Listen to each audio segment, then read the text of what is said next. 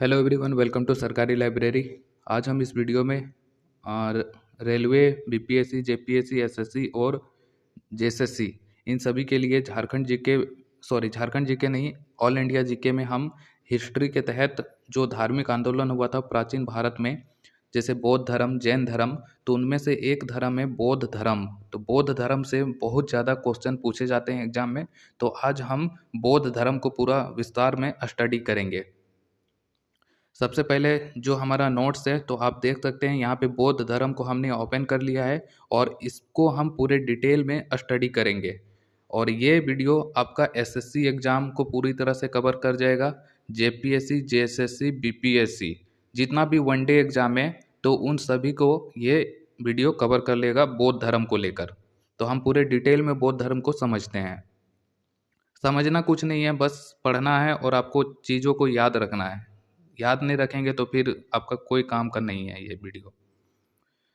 तो सबसे पहले बौद्ध धर्म देख लीजिए। बौद्ध धर्म जो है तो इसका जो संस्थापक है तो ये महात्मा बुद्ध हैं। और बुद्ध का मतलब होता है प्रकाशमान अथवा जागृत। इनके पिता का नाम है शुद्धोधन, जो कि कपिल वस्तु के शाक्यों के गण राजा थे। और बुद्ध का जन्म इन्हीं शाक्यों की राजधानी कपिल वस्तु के समीप लुम्बिनी नामक गांव में हुआ था 563 ईसा पूर्व में। और ये लुम्बिनी कहाँ पड़ता है? लुम्बिनी आपका पड़ता है नेपाल में, नेपाल जिला में। इनकी माता का नाम है महामाया देवी, जो कि कोली गणराज्य की राजकुमारी थी। और इनका जन्म मतलब कि जब बौद्ध धर्म के जो संस्थापक है महात्मा बुद्ध, तो इनका जन्म हुआ था 563 ईसा पूर्व में। और जन्म के ठीक 7वें दिन ही जो है इनकी माता का देहांत हो गया था। उसके बाद इनका पालन पोषण किया गया इनकी मौसी प्रजापति गौतमी के द्वारा। प्रजापति गौतमी ने इनको पाला था। और इनके बचपन का नाम था सिद्धार्थ। तो इनका बचपन का नाम एग्जाम में कई बार पूछ लिया जाता है, वनडे एग्जाम में। और इनका पूछ लिया जाता है कि इनका जो पालन करता माँ थी तो वो कौन थी? दात्री माँ एक बार पूछा था, यूपीएससी का कोई एग्जाम था, सीएपीएफ, तो उसमें दात्री माँ पूछ लिया था। ठीक है, तो ये याद रखना है कि उनकी जो पालन पोषण करने वाली माँ थी तो वो मौसी थी प्रजापति गौतमी। और इनके बचपन का नाम था सिद्धार्थ। जन्म का स्थान है लुम्बिनी। जन्म का वर्ष है 563 ईसा पूर्व। और पिता का नाम है शुद्धोधन। ठीक है, तो ये यहाँ से आपको याद रखना है। और यहाँ पे देख सकते हैं, जब हमारा जो वेबसाइट है या ऐप है उसको ओपन करेंगे तो क्विक रिवीजन के लिए आपको यहाँ पे जो लिंक भी मिल जाता है कुछ कुछ इंपॉर्टेंट टॉपिक पे। जैसे ये झारखंड की हो जनजाति है, तो इस पर क्लिक करेंगे तो इसके बारे में पूरा विस्तार में आप पढ़ सकते हैं। इसी तरह जो है जितना भी पिंक कलर का टेक्स्ट दिखाई देगा उस पर आपको क्लिक कर लेना है, क्विक रिविजन करना रहेगा। तो इसके बाद हम गौतम बुद्ध के बारे में पूरा देख लेते हैं कि इनका जन्म हुआ था 563 ईसा पूर्व में। जन्म का स्थान है लुम्बिनी, जो कि नेपाल में पड़ता है। बचपन का नाम था सिद्धार्थ, जो कि गोत्रीय अभिधान इनका गौतम था। और पिता का नाम है शुद्धोधन, जो कि कपिल वस्तु के शाक्य गण के प्रधान हुआ करते थे। माँ का नाम है महामाया देवी और कोली गणराज्य की कन्या थी ये। इनका पालन पोषण करने वाली माँ है इनकी मौसी प्रजापति गौतमी। पत्नी का नाम है यशोधरा। यशोधरा का नाम भी जो है अन्य मिलता है, जैसे कि गोपा, बिंबा, भद्रकच्छा, तो ये 3 अन्य नाम जो है यशोधरा का ही है। ठीक है, तो ये भी याद रखना है आपको। पुत्र का नाम है राहुल और इनका घोड़े का नाम है कथक। मान लीजिए एग्जाम से आपसे पूछ लेगा कि इनका घोड़ा का नाम क्या था। ठीक है, तो कैसे याद रखेंगे? याद नहीं रहेगा तो याद रखिए कि घोड़ा जो है ना तो वो नाचता था, इनका कथक करता था। ठीक है, तो इस टाइप से आपको याद हो जाएगा कि घोड़े का नाम है कथक और सारथी का नाम है चांद।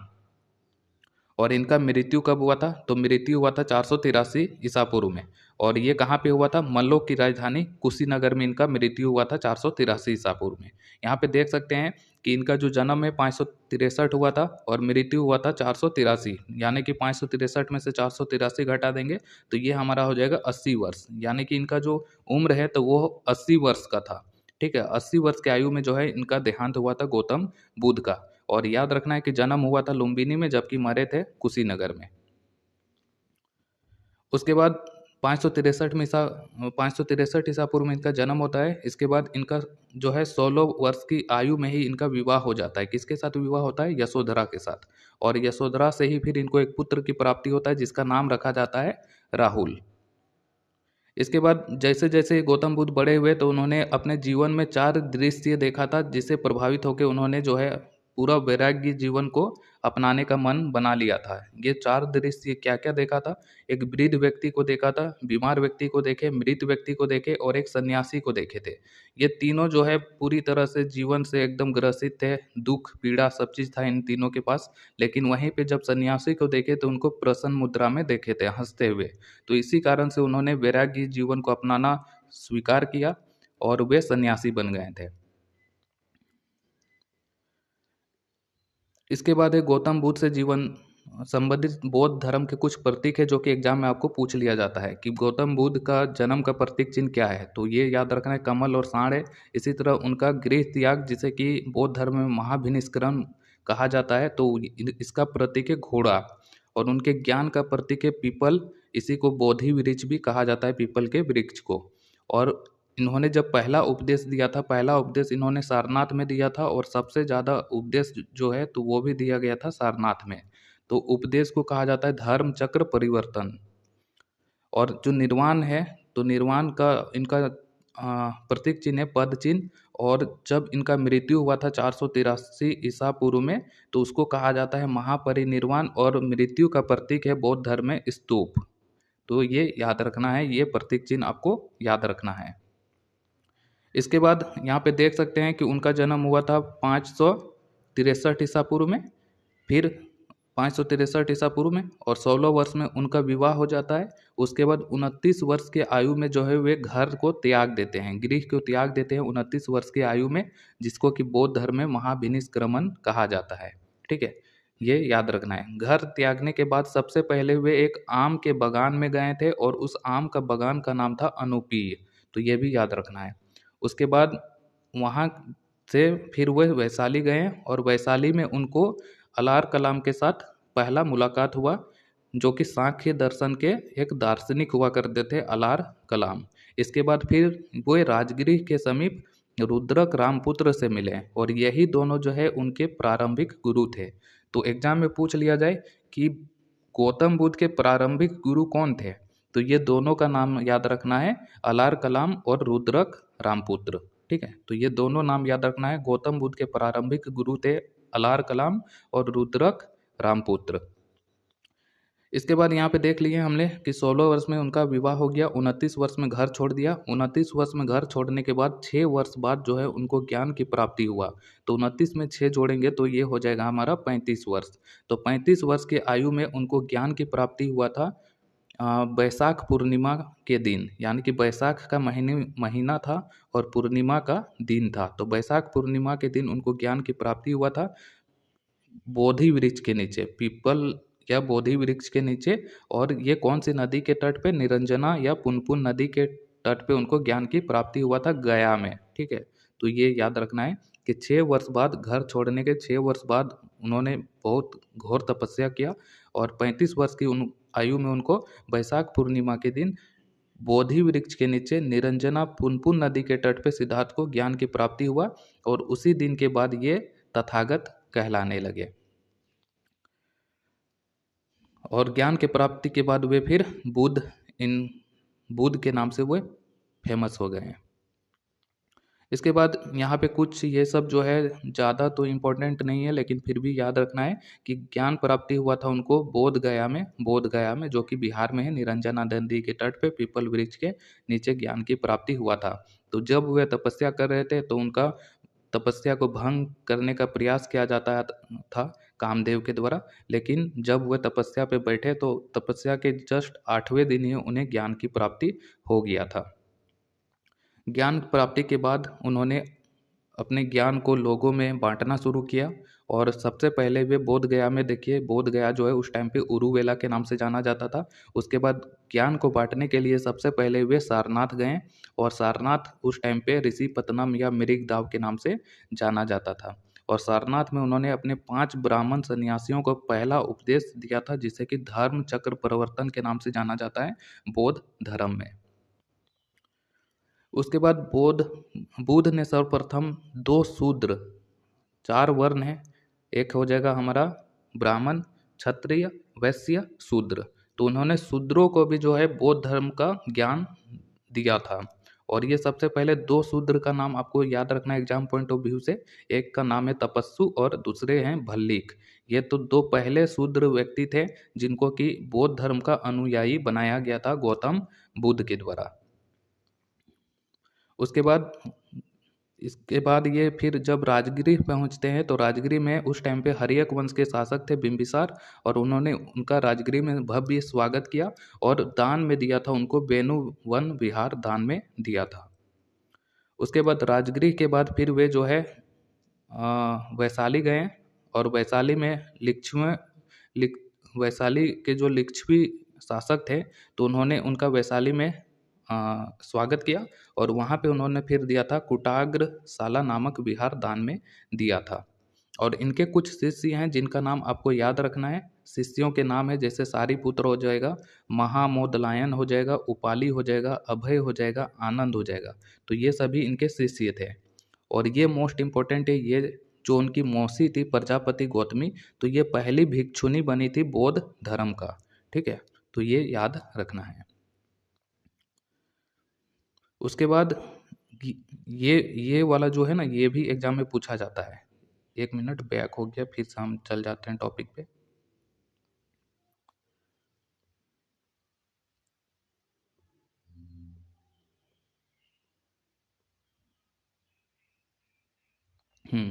तो ज्ञान प्राप्ति के 20वें वर्ष जो है ना, तो वे श्रावस्ती पहुंचे थे, और वहीं पे वे अंगुलीमाल नामक डाकू से मिले थे। और अंगुलीमाल डाकू इतना प्रभावित हो गया गौतम बुद्ध से कि उन्होंने जो है बौद्ध धर्म को अपना लिया था डाकू का काम छोड़ के। ठीक है, तो ये याद रखना है कि अंगुलीमाल डाकू से मिले थे ज्ञान प्राप्ति के 20वें वर्ष। ठीक है, कहाँ पे? श्रावस्ती में। और बुद्ध ने अपने जीवन के सर्वाधिक उपदेश कौशल राज्य की राजधानी श्रावस्ती में दिया था, ये याद रखना है। शुरू में हमने बोल दिया था आपको कहाँ पे? सारनाथ में। तो ये याद रखना है कि सबसे ज़्यादा उपदेश जो है तो उन्होंने दिया था श्रावस्ती में। और उन्होंने अपना अंतिम उपदेश दिया था कुशीनगर में सुभद को दिया था। उसके बाद उनका मृत्यु से संबंधित फैक्ट देख लेते हैं। गौतम बुद्ध ने अपने जीवन के अंतिम पड़ाव में हिरण्यवती नदी के तट पे उनका एक शिष्य हुआ करता था चुंद के नाम से, जिसके यहाँ पे शुकर माधव भोज्य सामग्री खाया था। ठीक है, और वहीं पे वे अतिसार रोग यानी कि हैजा से पीड़ित हो गए हैं, और उसी के कारण जो है इनका देहांत हो गया। हैजा नहीं कह सकते हैं, अतिसार रोग, पेट खराब हो गया था, तो उसी के कारण जो है तो इनका देहांत हो गया था। ठीक है, तो ये याद रखना है। महापरिनिर्वाण जो है तो इनका मृत्यु हिरण्यवती नदी के तट पे हुआ था। अंतिम उपदेश अपना शिष्य चुंद को दिया था, वहीं पे इन्होंने शुकर माधव भोज्य सामग्री खाया, जिसके कारण पेट खराब हो गया, अतिसार रोग से ग्रसित हो गए, और इनका देहांत हो जाता है 483 ईसा पूर्व में 80 वर्ष की उम्र में, जिसे कि बौद्ध धर्म में महापरिनिर्वाण के नाम से जाना जाता है। और जगह पूछ लेगा कि कहाँ पे मृत्यु हुआ था, तो ये कुशीनारा में हुआ था। ठीक है, कुशीनारा के परिव्राजक सुभद को इन्होंने अपना अंतिम उपदेश दिया था। इसके बाद मृत्यु के बाद बुद्ध के जो अस्थि पंजर थे, अस्थि अवशेष, तो उनको भारत के 8 जगहों में भेजा गया, और उन 8 जगहों में जो है स्तूप बनाए गए हैं। ठीक है, तो ये 8 जगहों में जो है उनका अस्थि पंजर से स्तूप बनाया गया था, तो ये भी याद रखना है। कोई बड़ा एग्जाम का तैयारी कर सकते हैं जैसे कि बीपीएससी, जेपीएससी, तो उसमें सब पूछ सकता है, लेकिन छोटे एग्जाम में जैसे कि रेलवे हो गया, एसएससी हो गया, तो उनमें नहीं पूछा जाता है।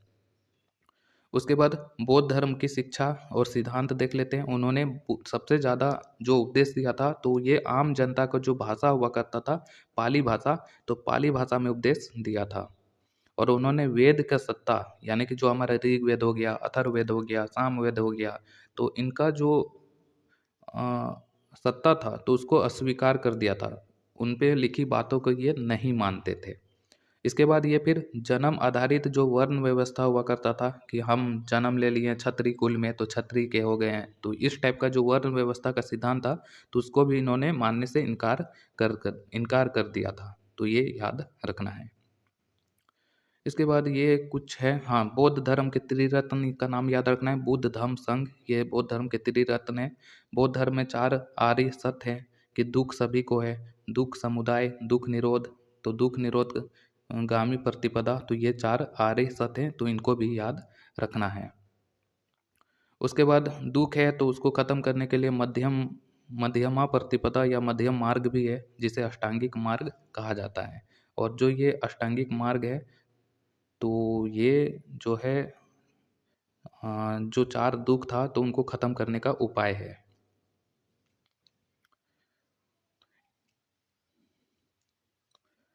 इसके बाद बौद्ध धर्म में फिर 10 सील भी है, तो ये भी याद रखना है, 10 सील है, एग्जाम में पूछ लेगा। और ये 10 सील कौन कौन सा है, तो यहाँ पे ये 10 का लिस्ट है, जिनमें से जो गृहस्थ जीवन के लोग हुआ करते थे उनको 5 सील का पालन करना होता था, जबकि जो भिक्षु होते थे तो उनको 10 सीलों को मानना पड़ता था। उसके बाद बौद्ध धर्म से संबंधित कुछ दर्शन फिर हैं, जैसे कि अनिश्वरवाद है, शून्यतावाद है, अनात्मवाद है, क्षणिकवाद है। उसके बाद बौद्ध धर्म से पहले कुछ प्राचीन काल में कुछ धार्मिक आंदोलन थे, जिनके बारे में यहाँ पे है, जैसे कि आजीवक संप्रदाय है, जिसे कि भाग्यवादी संप्रदाय भी कहा जाता है, आजीवक संप्रदाय। इसके संस्थापक है मखली गोसाल, स्वतर में याद रखना है। फिर हो जाएगा घोर अक्रियावादी पूरन कश्यप, उच्छेदवादी अजीत केस कंबली, नित्यवादी पकूद कचायन और संदेहवादी, जो कि इसके संस्थापक है संजय वेलदुपत्त। तो इनमें से सबसे ज़्यादा, ये तो एग्जाम में भी पूछ लिया था कि आजीवक संप्रदाय के संस्थापक का नाम पूछा गया है, मखली गोसाल। तो ये 4 जो है तो प्राचीन काल के कुछ धार्मिक आंदोलन है, जिसके बारे में इनका भी नाम आपको याद रखना है। उसके बाद जो बौद्ध संघ हुआ करता था उस टाइम पे, तो बौद्ध संघ में शामिल होने का जो नीति नियम कानून वगैरह जो था, तो उसे उपसंपदा कहा जाता था। और संघ में सदस्यता बनने के लिए जब कोई शामिल होता था तो उसे श्रमण का दर्जा मिलता था। फिर जैसे जैसे उसका एक्सपीरियंस बढ़ता था, यानी कि 10 वर्ष तक अगर वो टिक गया, तब जाके उसको भिक्षु का दर्जा दिया जाता था। और बौद्ध संघ में ये जो व्यक्ति हैं, जैसे कि हमारा ये अल्पवयस्क कोई बालक है या चोर है, हत्यारा है, ऋणी व्यक्ति है, कोई दास है, कोई रोगी व्यक्ति है, तो उसको बौद्ध संघ में शामिल नहीं किया जाता था। और बौद्ध संघ का संरचना उस टाइम पे गणतंत्र प्रणाली पे आधारित था। और ये बौद्ध संघ का सदस्यता कोई भी जाति का लोग ले सकता था, हर जाति के लिए ये खुला हुआ था। और वर्ण व्यवस्था तो ये मानते ही नहीं थे, और ना जाति प्रथा मानते थे। तो जाति प्रथा का भी विरोध किया है और वर्ण व्यवस्था का भी विरोध किया गया है बौद्ध धर्म के द्वारा। पूरा डिटेल में पढ़ना रहेगा तो जो हमारा ऐप है या जो वेबसाइट है तो उसको विजिट कर सकते हैं। उसके बाद यहाँ पे देख सकते हैं बौद्ध धर्म में 2 प्रकार के अनुयायी हुआ करते थे, एक होते थे भिक्षु और एक होते थे उपासक। जो गृहस्थ जीवन में रह कर बौद्ध धर्म मानते थे तो उन्हें उपासक कहते थे, और जो पूरी तरह से सन्यासी बन जाते थे तो उन्हें कहा जाता था भिक्षु। उसके बाद यहाँ पे कुछ स्तूप हैं, जैसे कि स्तूप वगैरह, स्तूप के पार हिस्सा है, तो ये सब भी आप याद रख सकते हैं। बौद्ध स्थल है तो ये सब भी याद रख सकते हैं। अब यहाँ पे मोस्ट इम्पोर्टेंट है हमारा बौद्ध संगीति के बारे में एग्जाम में पूछा जाता है, ठीक है, बौद्ध संगीति के बारे में। तो यहाँ पे हम बौद्ध संगीति के बारे में देख लेंगे, फिर उसको हम एक्सप्लेन करेंगे। सबसे पहला जो बौद्ध संगीति हुआ था, तो ये इसका समय काल याद रखना है, 483 ईसा पूर्व में हुआ था। फिर 100 साल बाद दूसरा संगीति हुआ था 383 ईसा पूर्व में। इसके बाद चौथा हुआ था 250 में। और प्रथम शताब्दी 72 ईस्वी में हुआ था चतुर्थ बौद्ध संगीति का आयोजन। पहला जो हुआ था तो ये राजगृह के सप्तपर्णी गुफा में हुआ था, और उस टाइम पे राजगृह के जो राजा थे वो हर्यक वंश के राजा थे, अजातशत्रु। इसी तरह राजगृह के बाद दूसरा हुआ वैशाली में, और वैशाली में उस टाइम पे शिशुनाग वंश का राज हुआ करता था 383 ईसा पूर्व में, और ये थे कालाशोक। और कालाशोक के बाद फिर अगला तृतीय संगीति हुआ था 250 ईस्वी ईसा पूर्व में। तो 250 ईसा पूर्व में मौर्य वंश के शासक अशोक के कार्यकाल में हुआ था। और जो चौथा संगीति हुआ था तो ये कश्मीर के कुंडल वन में हुआ था, उस टाइम पे कुषाण वंश के शासक कनिष्क के शासनकाल में हुआ था। और इन चारों संगीति का जो ये अध्यक्ष हैं तो इनका नाम भी पूछ लिया जाता है, ठीक है। तो पहला संगीति का अध्यक्ष थे महाकश्यप, दूसरे के थे सुबुकामी या सर्वकामिनी। अरे यार, फिर से